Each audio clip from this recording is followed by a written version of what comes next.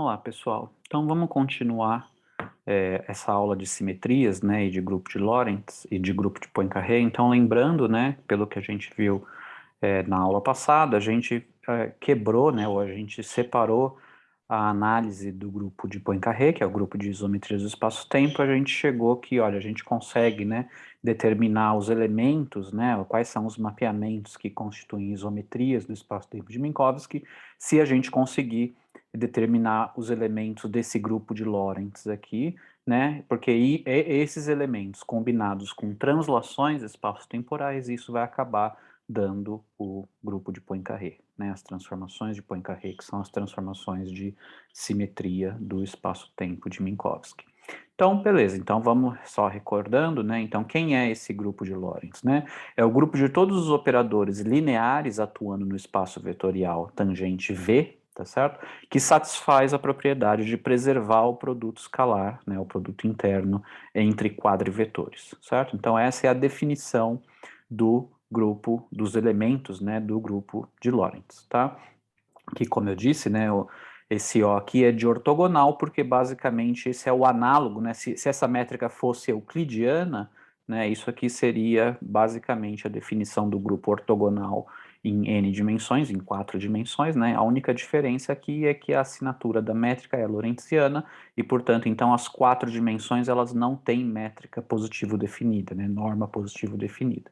Então, esse 3,1 aqui é só para deixar claro que são 3 direções espaciais e uma direção temporal, certo? Bom, como que a gente vai caracterizar, como que a gente vai achar esses elementos, né, esses operadores lineares que satisfazem essa propriedade? A ideia é eu fazer o uso da linearidade, né, e ver que, olha, e perceber que se a gente fixar uma base, dá uma base qualquer, tá? Uma base qualquer aqui que eu estou chamando de xMA, né, uma base de vetores do espaço vetorial V, tá? Se a gente determinar, né, se a gente souber como que um dado elemento aqui, um dado operador, né, desses aqui, como que eles atuam nos elementos da base, isso fixa completamente quem como que esse operador atua em qualquer vetor do espaço V, tá?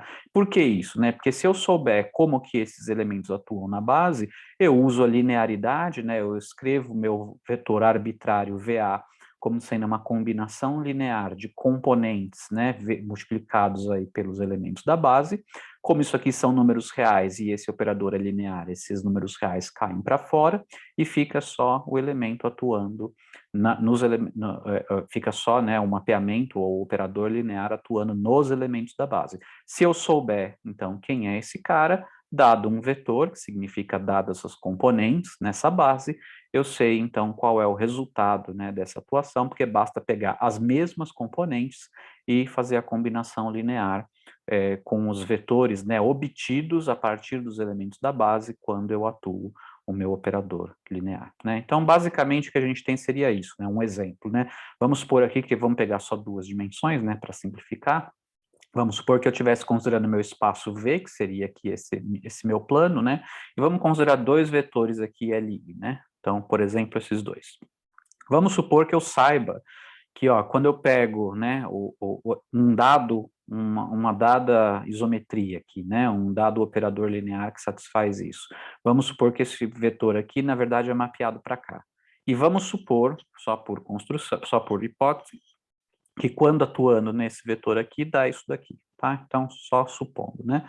Então, se eu sei isso, né, se eu sei para onde que os meus vetores da base vão quando eu atuo com o meu operador linear, né, qualquer outro vetor que eu pegar, um vetor genérico aqui, tudo que eu tenho que fazer é decompor ele na base antiga, na base original, isso vai me dar as componentes, né, as componentes nada mais são do que esses números reais quanto que eu tenho que multiplicar cada um desses vetores da base, né, para somados dá esse vetor, né? Então, por exemplo, aqui mais ou menos a componente na direção zero está dando mais ou menos 2, né? Aproximadamente 2, e aqui está dando um pouco maior do que 1, né? A componente nessa direção. E tudo que você tem que fazer agora é pegar as mesmas componentes e agora fazer a combinação linear com os novos elementos da base, né? Então ficaria algo mais ou menos assim, né? Então, aproximadamente 2 vezes esse cara vem parar aqui, um pouco mais do que uma vez esse, sei lá, vem parar aqui, aí eu faço a combinação deles e obtenho isso, certo? Então, basicamente, é isso que essa expressão está me dando, né? Se eu sei como que o meu operador linear atua nos elementos da base, automaticamente eu sei como ele atua em qualquer elemento desse espaço vetorial por conta da linearidade. Bom, só que não é um operador linear qualquer, tá certo? Isso que eu falei aqui, qualquer operador linear satisfaz isso. Só que a gente está trabalhando com um operador linear particular, que são aqueles que preservam o produto interno de vetores. Já que eles preservam o produto interno de vetores, né, é conveniente escolher uma base, ao invés de pegar uma base qualquer, né, embora isso aqui seja verdade para qualquer base que eu escolha, existe uma classe de bases, né, que é privilegiada num espaço onde eu tenho uma métrica definida, certo? No caso da métrica lorentziana, as bases que são privilegiadas são, por exemplo, as bases tetradas, né, aquelas bases que têm 4 vetores, evidentemente, para ser uma base. Um deles está normalizado a norma quadrada igual a -1, porque é na direção tipo tempo, e os outros são ortonormais, né, nas direções espaciais, certo? E todos esses vetores aqui são ortogonais. Então, né, então, como a gente já definiu anteriormente, uma base tetrada, ela é uma base que ela é, num certo sentido, privilegiada, né, dado uma métrica se eu tiver um espaço vetorial munido de uma métrica. Certo? De novo, se essa métrica fosse euclidiana, essa base aqui seria o caso da base ortonormal, certo? No caso que a métrica é lorentziana, a gente chama de base tetrada quando tem 4 dimensões.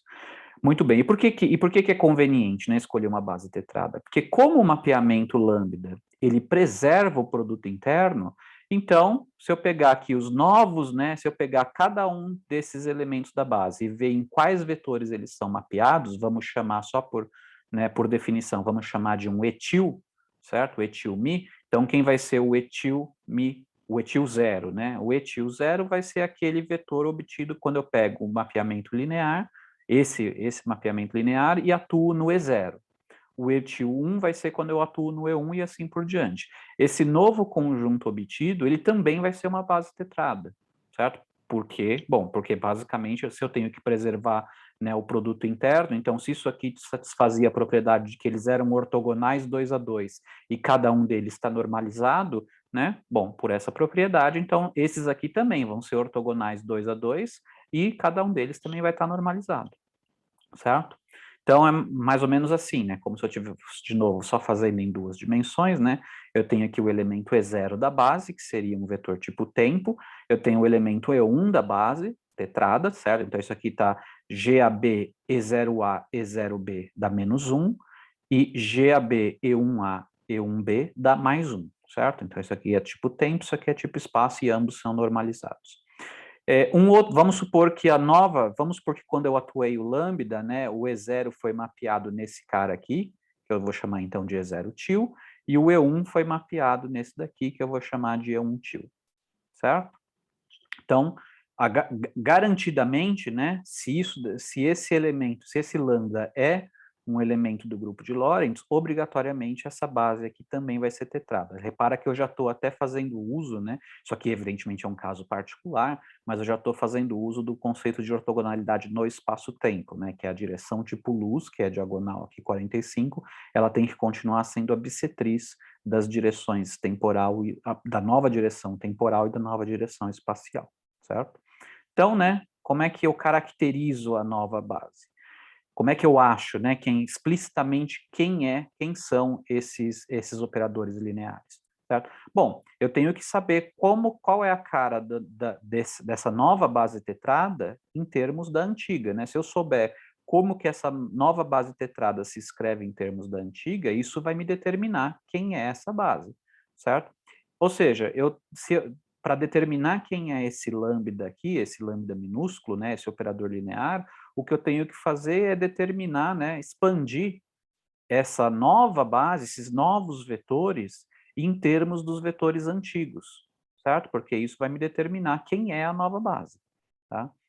Quem são os novos vetores, certo? Então, bom, e para cada vetor, eu vou ter uma combinação linear dessas aqui, né? Então, quem é o E0 aqui, o E0 til? O E0 til vai ser uma combinação linear dos E's antigos, E0 e E1, no caso aqui, certo? Quem vai ser o E1 til? Bom, o E1 til vai ser uma combinação linear, então vai ser um lambda 0, 1 E0 mais um lambda 1, E1, e se tiver mais dimensões, assim por diante, lambda 2, 1, E2 e assim por diante, certo? Isso aqui é bem genérico, certo? Isso aqui só está dizendo que, olha, os novos vetores são combinações lineares, repara que eu estou usando aqui a convenção de soma de Einstein, certo? É uma combinação linear dos vetores da base antiga. Ou seja, nesse meu desenho seria isso aqui, mais ou menos, né? Esse aqui seria o lambda 00, por quê? Porque esse aqui é o vetor, né, E0 til, e o E0 til ele vai ser uma componente, vai ter uma componente na direção E0, e essa componente é justamente o lambda 00, e vai ter uma componente na direção 1, que vai ser justamente o lambda 10. Por quê? Porque quem vai ser, então, o E0 til? O E0 til vai ser um lambda 00 E0, tá aqui, lambda 00 na direção E0, mais um lambda 10 na direção E1. Lambda 10 na direção E1. Isso está me dando o E0 til. Mesma coisa para o E1 til, né? O E1 til vai ser o E1 til vai ser um lambda 01 E0, lambda 01 na direção E0, mais um lambda 11 na direção E1. E se tivesse mais dimensões, assim por diante, certo? Então, isso aqui. Então, esses coeficientes aqui, né, esses coeficientes lambda maiúsculos aqui, que são 10 desculpa, são 16 ao todo, né, porque eu tenho 4 possibilidades do índice Mi. E0, E1, E2, E3, etil, né? E eu tenho 4 possibilidades para o alfa, 0, 1, 2 e 3, então isso aqui me dá 16 coeficientes, né, 16 valores aqui, 16 possibilidades para esse lambda alfa Mi.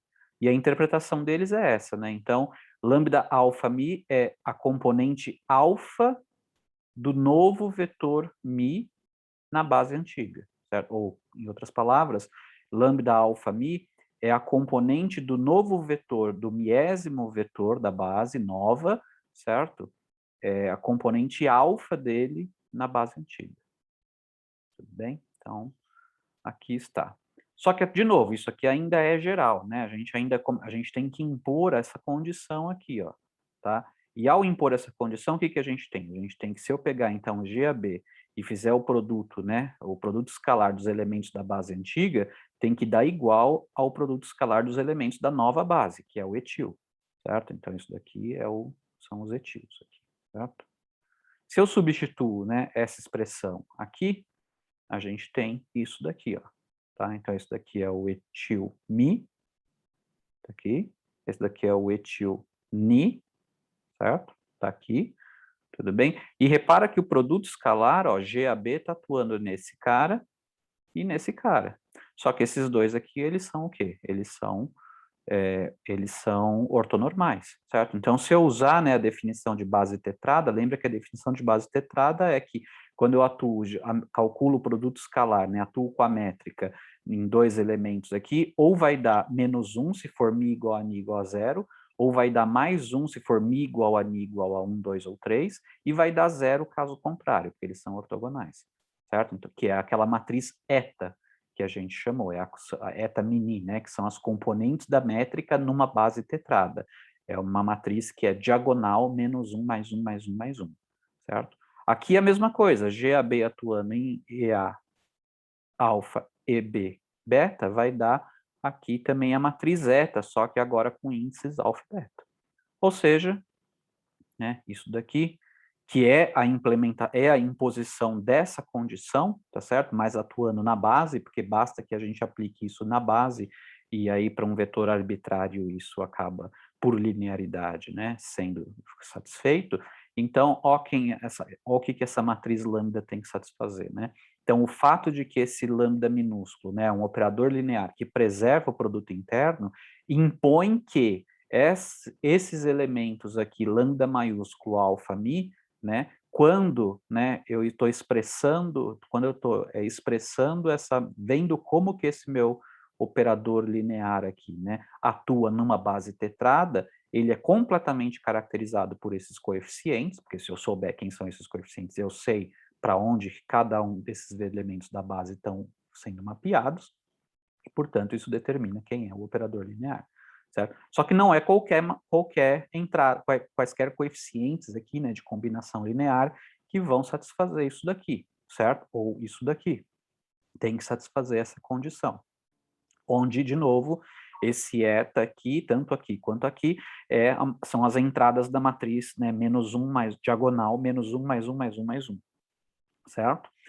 Eu posso colocar isso aqui em forma matricial. Se eu disser, né, se eu interpretar que esses lambda alfa mi são entradas de uma matriz 4x4, né, porque tem 16 ao todo, se eu considerar que são as entradas de uma matriz 4x4, onde o índice de cima ele está indexando a linha da matriz e o índice de baixo está indexando a coluna da matriz, né, então isso aqui seria o alfaésimo, então isso aqui seria o elemento que está na coluna alfa e na linha mi, tá certo? Se eu interpreto isso aqui eu posso escrever como um produto de matrizes, tá? E fica nessa forma aqui. Eu peço que vocês entendam por que aparece aqui a transposta, né? Então, a dica considera, né, que a linha o índice de cima enumera linhas, o índice de baixo enumera colunas, e vê por que para eu escrever numa forma de produto matricial, né, eu tenho que considerar a transposta dessa matriz aqui, e tem que ser nessa ordem. Lembra que produto matricial não é comutativo, certo? Então, eu não posso simplesmente passar o eta para cá e passar esse lambda para cá, né? É nessa ordem aqui que eu tenho então, essa expressão aqui, quando expressa em termos de produto de matrizes, né, ele fica escrito dessa forma, onde, de novo, esse eta aqui é a matriz diagonal menos 1 mais 1 mais 1 mais 1. Tudo bem? Notem, né, a semelhança disso com o caso euclidiano, no qual a gente tem as matrizes ortogonais, né? No caso euclidiano, quem faz o papel das componentes da métrica numa base ortonormal? É a matriz identidade, né? É diagonal 1, 1, 1, 1, certo? Então é todo mundo 1 na diagonal, ou seja, é a matriz identidade. E se eu coloco aqui identidade e aqui identidade, bom, a identidade aqui não vai fazer nada, né? Porque identidade vezes qualquer matriz é a própria matriz.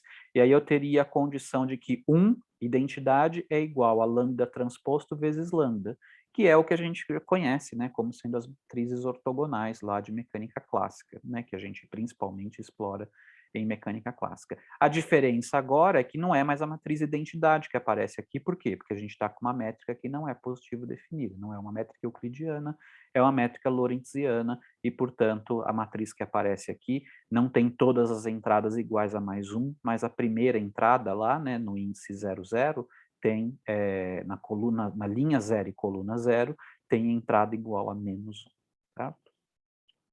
Bom, só para, em termos matriciais também, né, notem o seguinte, como é que fica essa operação aqui, né?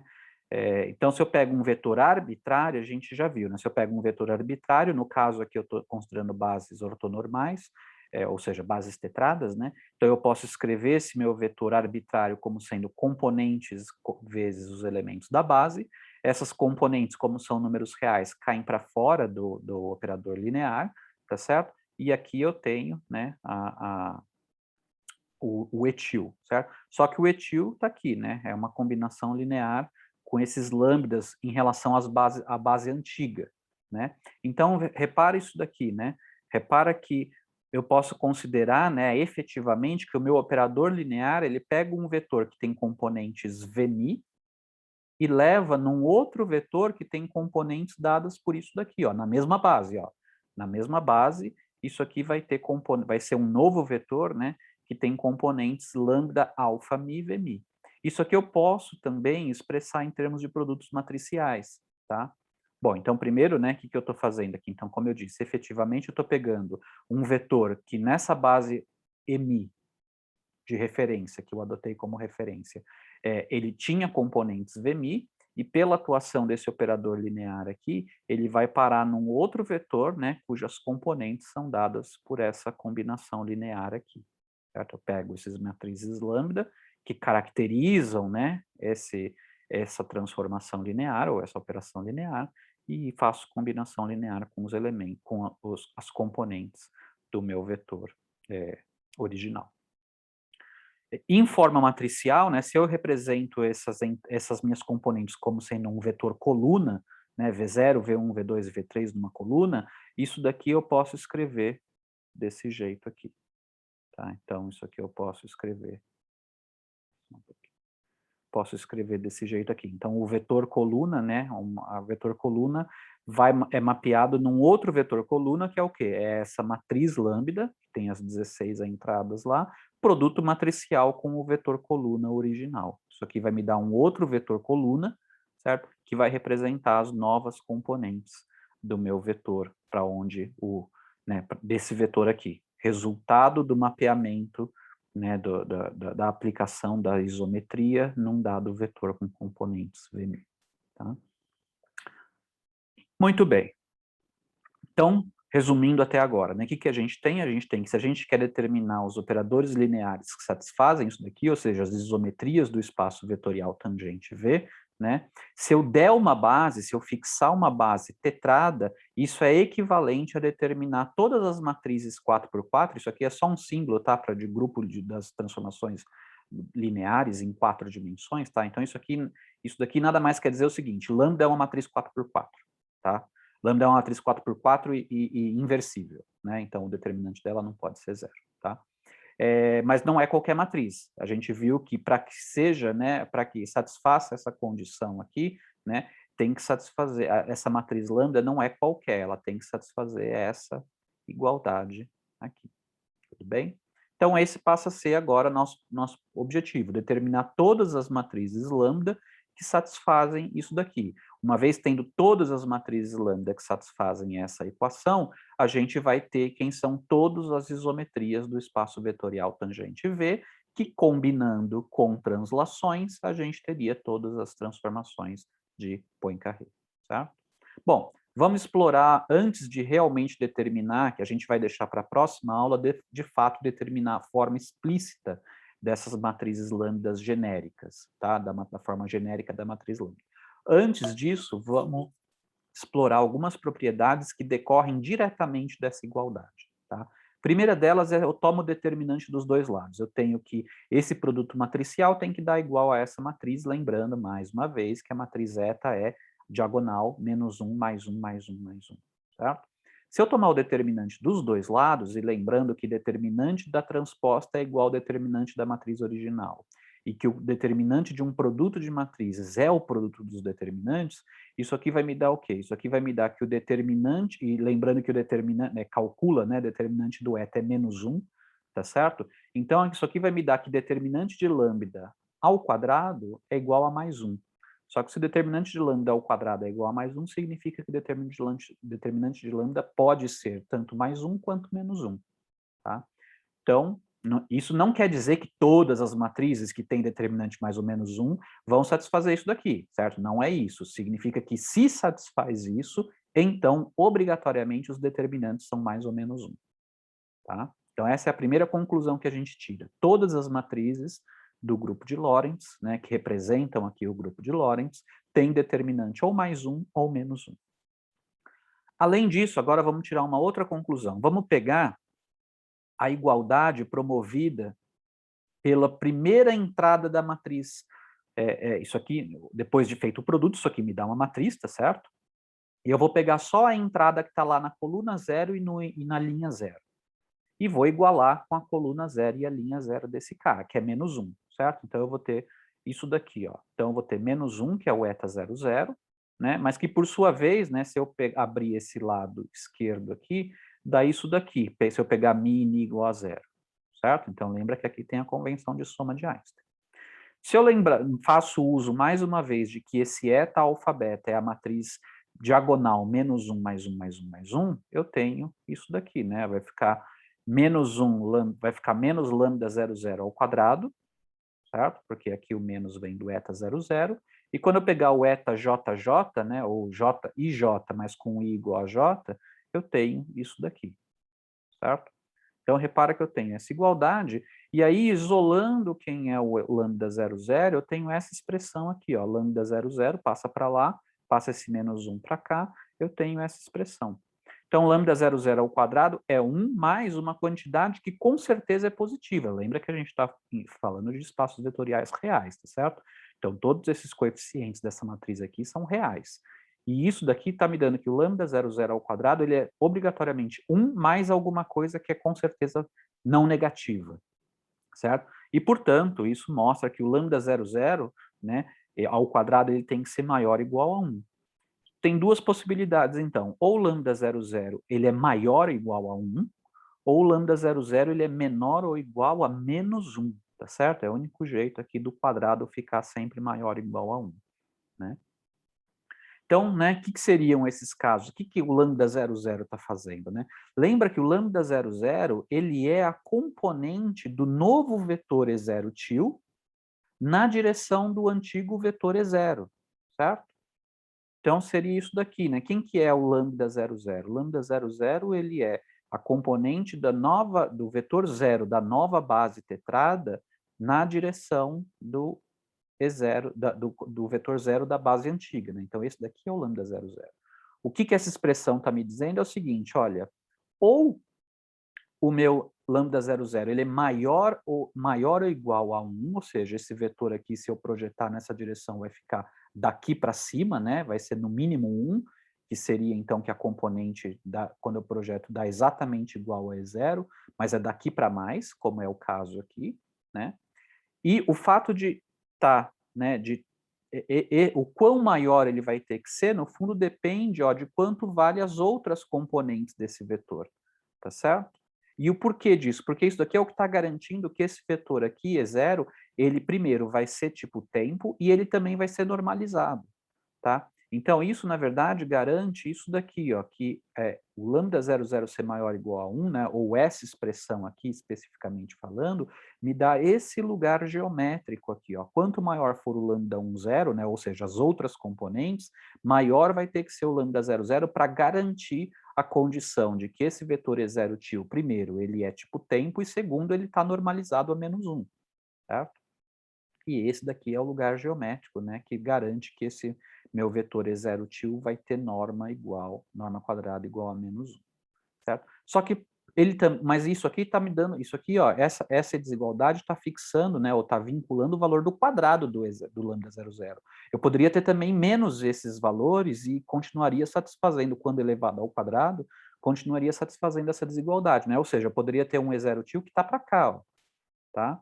Desde que, quando eu pego o lambda 00, né, isso aqui vai me dar menor ou igual a menos 1, né? Menos 1 daria exatamente aqui, que seria o caso no qual o lambda 00, né, o caso no qual o E0 til, quando projetado na direção do E0, dá exatamente menos o E0, certo? Mas eu pode ser menor ainda do que isso, certo?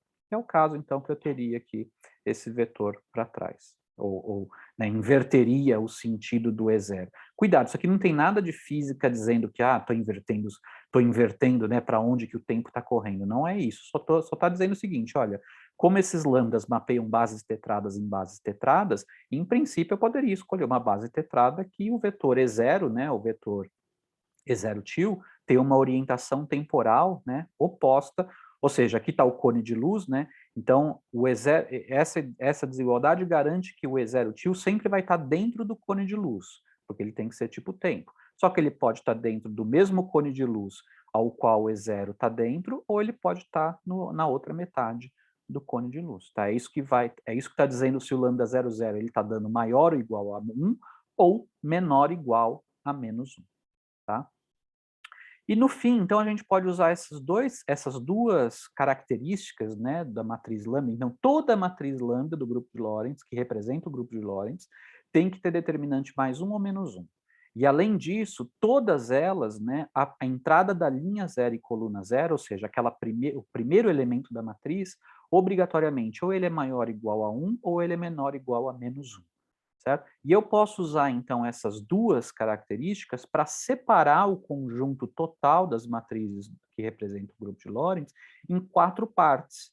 Aquelas que têm determinante igual a 1 e lambda 00 maior ou igual a 1, aquelas que têm determinante igual a 1, só que o lambda 00 é menor ou igual a menos 1, e as outras combinações, aquela que o determinante é menos 1 e o lambda 00 é maior ou igual a 1, e por fim aquelas que têm determinante menos 1 e o lambda 00 é menor ou igual a menos 1.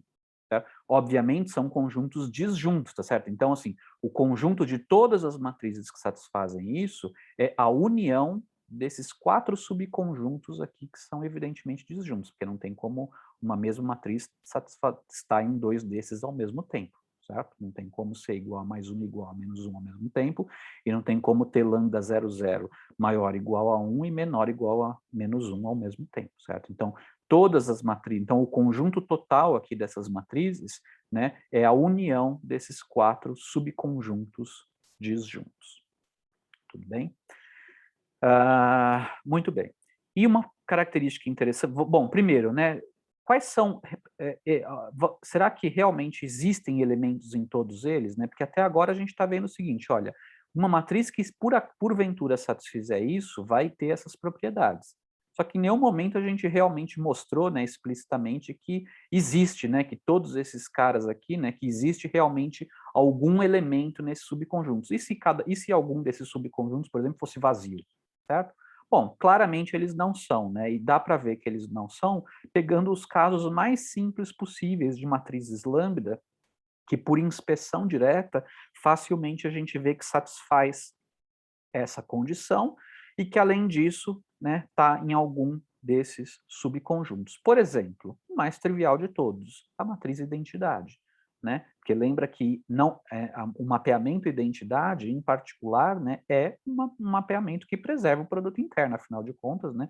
O mapeamento identidade é aquele que lambda atuando no U dá o próprio U, né? Lambda atuando em V dá o próprio V, então é óbvio que satisfaz isso daqui. Outra maneira de ver isso é aqui, né? Se eu pego lambda igual a matriz identidade, é óbvio, né, que se aqui é transposto da identidade a identidade, aqui vai dar identidade. Identidade, quando eu faço produto matricial, não faz absolutamente nada, né? Mantém a matriz com a qual eu estou multiplicando, vai ficar eta igual a eta. Então, lambda igual a identidade, né, certamente é um elemento desse, certamente é uma matriz que satisfaz essa igualdade aqui, certo? E onde que vai estar, né, a matriz identidade, onde que ela está? Quanto que é o determinante da matriz identidade? Bom, o determinante de matriz identidade é mais 1, né? E quanto vale a primeira entrada da primeira coluna, primeira linha da matriz identidade? Bom, evidentemente é 1, certo? Então, é um caso que está aqui. Só por questão de notação, tá? A gente costuma, então, quebrar, né, esse grupo de Lorentz aqui, O31, como a união disjunta desses 4 subconjuntos, e cada um desses 4 subconjuntos, a gente, pelo menos na literatura em física, né, a gente dá esse símbolo aqui de L para grupo de Lorentz, tá? A flechinha para cima tá lá para indicar que esse lambda 00 ele é maior ou igual a 1, tá? A flechinha passa para cima, pensa o seguinte, né? Tá preservando o sentido do tempo, certo? Então não está invertendo, né, o vetor temporal da base tetrada. Lembra que é isso que esse lambda 00 maior ou igual a 1 está fazendo, né? Pode estar mudando quem é o vetor tipo tempo da base tetrada, mas está mantendo dentro do mesmo cone de luz, da mesma metade do cone de luz, certo? Então essa flechinha aqui para cima está designando esse lambda 00 maior ou igual a 1, e esse mais aqui tem a ver com se você está pegando que o determinante é mais 1 e não menos 1, certo? Então, analogamente, né, esse cara seria, então, o L setinha para baixo mais porque o determinante é mais 1 e a setinha para baixo, porque seria um exemplo de uma transformação como essa, né, que pega uma outra base tetrada, onde o vetor na direção temporal ele está trocando, né, a orientação, tá certo? Seria esse caso aqui, flechinha para baixo. Esse daqui seria o quê, então, né? Flechinha para cima e menos 1, e menos, né? Certo? E, por fim, esse último aqui seria flechinha para baixo e flechinha para baixo e sinal de menos aqui, certo? Muito bem. A flechinha para cima a gente chama de, né, esses subconjuntos que tem a flechinha para cima a gente chama de transformações ortócronas, tá? Ou seja, são aquelas que preservam a ordem cronológica, né, grosseiramente falando. Então, os que têm lambda 00 maior ou igual a 1 são transformações chamadas ortócronas. E as transformações que têm determinante igual a mais 1 são as chamadas de próprias, tá? Essas outras seriam as impróprias, e os que têm flechinha para baixo você poderia chamar de anti-ortócrona, se você quiser, tá? Mas não é muito comum se dar esse nome, não é muito usado, né? Então, o mais usado é dizer que essas aqui são as transformações ortócronas e essas aqui são as transformações próprias, né? E, em particular, essas daqui são as transformações próprias e ortócronas, né? E elas vão desempenhar um papel diferenciado na nossa análise, tá? E a razão a gente já vai ver em seguida. Mas, como eu disse, né, então, garantidamente, né, esses conjuntos aqui a gente pode mostrar por inspeção direta, que não são vazios, né? Então, a gente já viu que a matriz identidade certamente pertence a esse subconjunto aqui das matrizes lambda, né? É uma matriz que satisfaz isso, né? É uma matriz. Então, lambda igual à identidade garantidamente satisfaz isso. Além disso, tem determinante igual a mais 1 e tem primeira entrada lá da primeira linha, primeira coluna, maior ou igual a 1, porque, em particular, é 1, certo? Se eu pegar menos a identidade, na verdade, note o seguinte, né? Se eu pego uma matriz lambda que satisfaz essa equação, a matriz menos lambda, menos aquela matriz lambda, também vai satisfazer, certo? Porque se eu colocar um menos aqui e um menos aqui, esse menos com menos cancela, e eu tenho, então, que se eu tenho uma dada matriz que satisfaz essa equação, menos aquela mesma matriz também vai satisfazer. Então, se identidade satisfaz essa equação, menos a identidade também satisfaz. Só que ela não vai estar nesse mesmo subconjunto. Por quê? Porque menos a identidade, o determinante, como tem um número de entrada par, né, são 4 menos aqui na diagonal, então o determinante não vai mudar o sinal, vai continuar sendo mais 1. Só que a primeira entrada, né, a primeira linha da primeira coluna, passa a ser o índice, o coeficiente passa a ser menos 1 e, portanto, não está mais aqui, mas está aqui. Tá? Então, aqui a gente já viu, né, que esse cara certamente não é vazio e esse cara certamente não é vazio. Bom, e elementos desse outro aqui, né? Será que é fácil achar?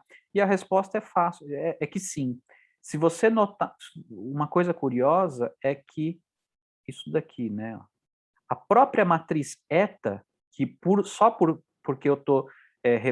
a matriz eta a gente costuma representar como sendo as componentes da métrica numa base tetrada, certo? Para não confundir, eu vou chamar de Tzão aqui, de T, tá? T maiúsculo. Essa mesma matriz, é a mesma matriz, tá? Mesma matriz numérica. Então, que matriz que é essa? É uma matriz diagonal menos 1, mais 1, mais 1, mais 1, tá? Só que agora pensado como sendo uma transformação, né? Como sendo essa matriz lambda aqui, certo? Que está mapeando bases tetradas em bases tetradas, né? O que a matriz T faz?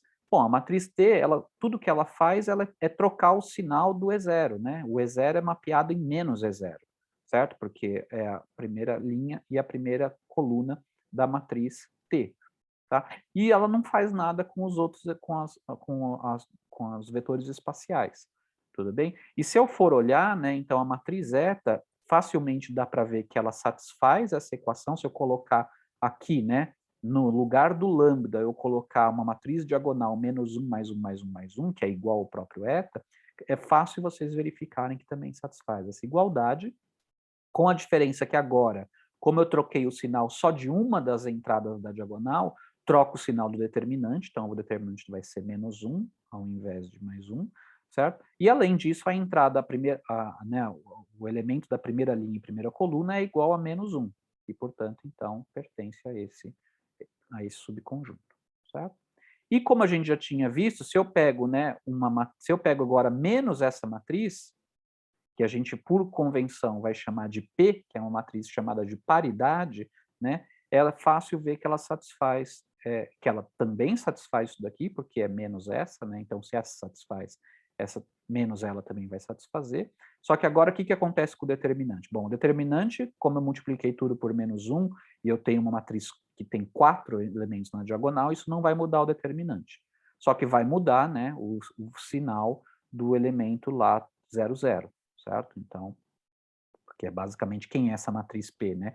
É a matriz diagonal 1, menos 1, menos 1, menos 1. O que essa matriz P faz? Ela não mexe, né, com o vetor E0, o vetor E0 til é igual ao vetor E0, só que ela inverte o sentido dos vetores espaciais. Então, o E1 til vai ser menos o E1, o E2 til vai ser menos o E2 e o E3 til vai ser menos o E3. Isso é o que a gente chama de uma transformação de paridade, que no fundo é de inversão espacial, certo? Então isso aqui é uma transformação de inversão do vetor tipo tempo, né? Isso daqui é uma operação que inverte o sentido dos versores espaciais, certo? Isso não muda o fato de que continua sendo uma tetrada e por isso que é uma matriz, é um elemento do grupo de Lorentz, certo? Então a gente viu que cada um desses quatro elementos, cada um desses quatro subconjuntos, né, nos quais a gente quebrou o grupo de Lorentz total, certamente eles não são vazios, né? Nenhum deles é vazio. E mais que isso, olha só, dado uma matriz daqui, isso eu coloco como exercício na lista de vocês, né? Uma coisa interessante é que, dado um elemento daqui, se eu simplesmente multiplico por -1, tá? Um elemento daqui, isso me dá um elemento daqui. E vice-versa, se eu pegar um elemento daqui e multiplicar por menos a identidade, me dá um elemento daqui, tá? É 1 para 1 a relação. Tudo bem? A mesma coisa acontece se eu pego um elemento daqui, multiplicar por -1, menos a identidade, me dá um elemento daqui, e vice-versa. Se eu pegar um elemento daqui, uma matriz daqui, e multiplicar por -1, eu caio numa matriz aqui. Mais que isso, se eu pego uma matriz aqui e multiplico por essa matriz de paridade, eu caio num elemento daqui, e vice-versa. Então, aqui também a relação é 1 para 1, tá? E, por fim, a mesma coisa aqui. Por fim, não, né? A mesma coisa vale aqui, tá? Eu posso, né, mapear elementos daqui, obter, né, se eu tiver um elemento daqui, eu posso obter um elemento daqui. Quando eu digo elemento, nesse caso são matrizes, né? Se eu tenho uma matriz aqui de transformação e eu multiplico ela por essa matriz P aqui, eu obtenho uma matriz daqui e vice-versa, tá? E por fim, se eu pego uma matriz daqui e multiplico pela matriz T, eu obtenho uma daqui e vice-versa, e a mesma coisa aqui. Tudo bem?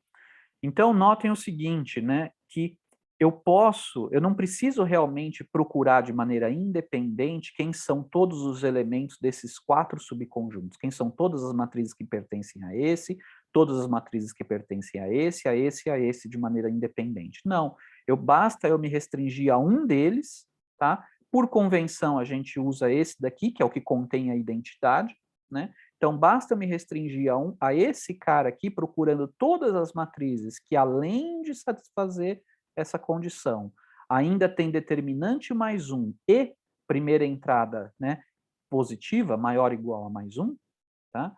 Basta eu me restringir a esse subconjunto que, uma vez determinado a forma geral de um elemento daqui, eu consigo obter a forma geral de qualquer um desses outros três aqui, simplesmente multiplicando por alguma dessas três matrizes, ou -1, ou a matriz T, que é a própria matriz eta, ou a matriz P, que é menos a matriz eta. Tá? Então, eu posso me restringir, né, a só analisar quem são as transformações, ou as matrizes de transformação lambda que pertencem ao grupo próprio e ortócrono de Lorentz, tá certo?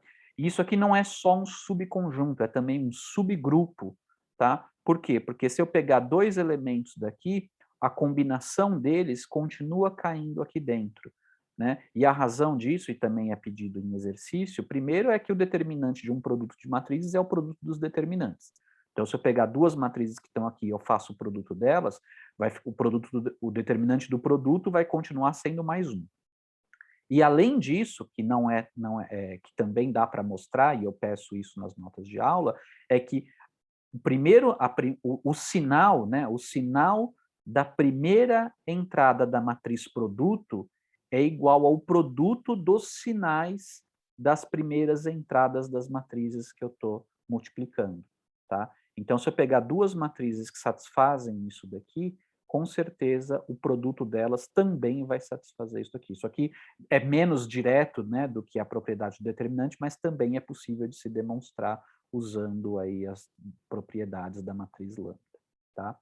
Repara que isso daqui sozinho não é um subgrupo, né? É um subconjunto, mas não é um subgrupo. Por quê? Porque se eu pegar duas matrizes que estão aqui, por exemplo, né, elas não vão permanecer o produto delas não cai aqui, vai cair aqui. Por quê? Porque se eu pegar duas matrizes que estão aqui, tudo bem, o determinante delas continua sendo mais 1. Só que se eu pegar duas matrizes que estão aqui e que, portanto, a primeira entrada, né, as primeiras entradas a primeira entrada de cada uma delas é menor ou igual a -1, quando eu fizer o produto delas, vai me dar uma nova matriz cuja primeira entrada agora vai estar vai ser maior ou igual a mais 1, por conta do produto aqui, menos 1 com menos 1, tá? Então, só esse cara aqui sozinho não é um subgrupo. A mesma coisa vale para esse isolado, a mesma coisa vale para esse isolado, tá? Então, aqui, ó, desses 4 subconjuntos, o único que isoladamente não só é um subconjunto, mas também é um subgrupo, é esse daqui, é o subgrupo próprio e ortócrono de Lorentz. E ele vai desempenhar um papel importante para a gente, porque lembra que eu falei, né, logo no começo da aula passada, de que o conceito de simetria é central hoje em dia em física moderna. E, em particular, as simetrias do espaço-tempo de Minkowski, do espaço-tempo de fundo, né, sobre o qual você vai formular sua teoria física, né, eletromagnetismo ou qualquer outra teoria que você vai colocar lá em cima daquele palco, né, que é o espaço-tempo, supõe-se que os seus sistemas físicos, né, as leis fundamentais definidas sobre esse espaço-tempo, respeitem as simetrias do espaço-tempo. Mas, na verdade, eu fui um pouco imprecisa ao dizer isso, porque, na verdade, não precisa respeitar todo o conjunto, todo o grupo de isometria, todo o grupo de simetrias, tá? O que realmente precisa ser preservado, precisa ser respeitado, é a parte do grupo de simetrias que é conectada, né, com o elemento identidade, tá? Lembra que o elemento identidade pertence a esse subconjunto aqui, certo? Então, é esse subgrupo aqui que, de fato, ele é central na formulação de teorias físicas sobre o espaço-tempo de Minkowski, tá certo? Então, ele vai desempenhar um papel central tanto do ponto de vista físico, tá? Quanto do ponto de vista matemático, porque agora, para determinar um elemento arbitrário do grupo de Lorentz, basta determinar um elemento arbitrário do grupo próprio e ortócrono, que é esse daqui, e aí eu obtenho qualquer outro, né, conjugando ou multiplicando por alguma dessas 3 matrizes aqui, eu consigo gerar o grupo inteiro. Então, é isso que a gente vai fazer na próxima aula. Finalmente, então, né, a gente vai determinar de fato, né, a cara explícita dessas transformações aqui. Então, né, desfazendo, né, o caminho, ou percorrendo o caminho contrário ao que a gente fez até agora, só para deixar claro, se eu determinar todas essas matrizes aqui que satisfazem essa equação e satisfazem, né, tem determinante igual a mais 1 e lambda 00 maior ou igual a 1, conjugando com essas outras matrizes, eu consigo obter um elemento geral desse grupo. Uma vez tendo o elemento geral desse grupo e dado uma base tetrada, eu sei, então, todos os operadores lineares que atuam no espaço vetorial tangente V que preservam a norma de vetores. E isso me dá o grupo de Lorentz, total. Só que combinando essas transformações com translações espaço-temporais, eu tenho o conjunto completo das simetrias do espaço-tempo de Minkowski, que é o grupo de Poincaré. Tá? Então, por fim, agora realmente a gente vai meter a mão na massa, né, para determinar explicitamente os elementos desse subgrupo próprio e ortócrono de Lorentz aqui. Tudo bem? E é isso, então, que a gente vai fazer na próxima aula, é se dedicar à forma geral, né, concreta, né, dos elementos que pertencem a esse grupo aqui, tá? Uma coisa que a gente já pode ver, né, é o seguinte, fazendo uma contagem aqui, né, de graus de liberdade, repara que aqui, bom, primeiro, né, essa matriz lambda é uma matriz 4x4. Então, em princípio, ela tem 16 entradas, tá? Em geral, essa matriz lambda ela não é uma matriz simétrica, tá? Talvez alguns de vocês já estejam pensando em alguns casos, né, particulares nos quais ela é simétrica. A gente já viu, na verdade, a gente vai explorar na aula que vem, mas a gente já viu exemplos dessa matriz lambda que, em particular, né, mapeiam uma base tetrada numa base tetrada de um observador inercial que se move com velocidade constante. A gente já viu, né, um mapeamento entre bases tetradas. Então a gente já tem a cara de uma matriz dessas aqui que não é, que, né, que faz, certamente vai ter que satisfazer essa expressão aqui, tá? Só que naquele caso concreto, aquela matriz lambda, ela era sim simétrica, né? Ou seja, a transposta é igual a ela mesma. Só que no caso geral não vai ser. tá? Então, matrizes que satisfazem isso daqui, não necessariamente a transposta é igual a ela mesma, ou seja, não necessariamente elas são simétricas. E, portanto, em princípio, para determinar essas matrizes lambda, eu preciso realmente determinar as 16 entradas dela, tá? Que é uma matriz 4x4.